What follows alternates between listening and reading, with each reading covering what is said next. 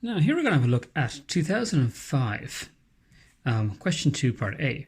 And this is a really nice standard crossing the river question in relative velocity. So what we're told is women can swim at speed u, cross a river d, and so on. So let's draw a little picture of this kind of thing. So we've got our river d, distance d across it. All right. And we know that she can swim at speed u. An important thing is the woman is going at u and the river is v. And we know that v is less than u. Now, why is this relevant? Well, first of all, this is good news. This makes this an easier question. This means, therefore, she can swim straight across.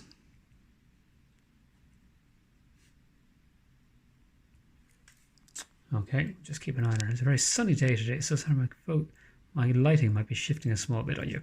So she can swim straight across. What this means is her shortest distance is this way.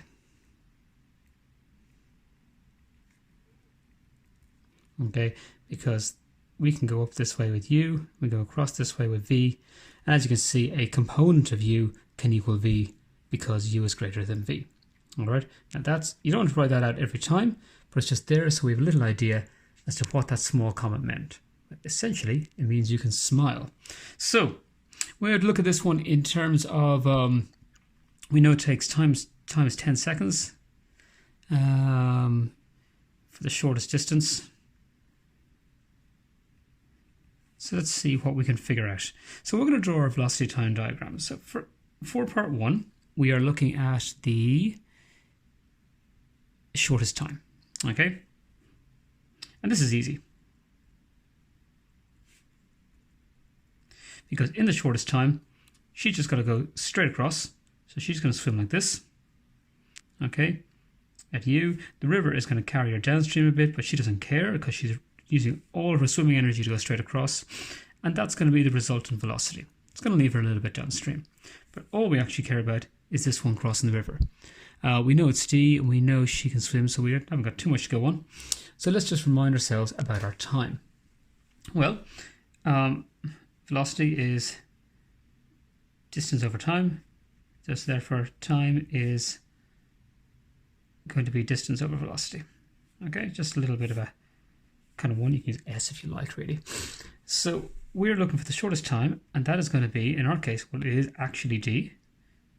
Okay, and the velocity in this case is going to be u, and that is going to equal 10 because we told us 10 seconds. So therefore we know that d equals 10u, or whatever variation of that one you like. Okay, so that's first part done. That wasn't too hard. Let's have a little look at our second one. So the second part here, and I think we'll draw a little diagram down here. And this is the shortest distance. Okay, the shortest path.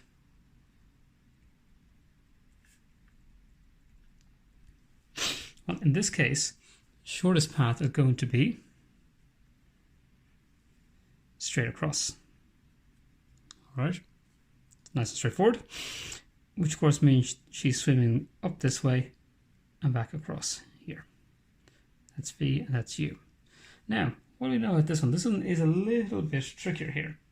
Okay, so if we think of this, we're just going to bring ourselves up here. Okay, let's go back to our time. We want the time for it. The time is d over, okay, so what we're going to do is we're going to call this the resultant. Okay, or there we are, d over or, the resultant velocity that she's going to travel in. Well, what's that? Well, that's not so bad actually, because we end up with a triangle like this. Let's call that guy or, that's v, and that's u. U is the hypotenuse, so we'll just use a little bit of Pythagoras.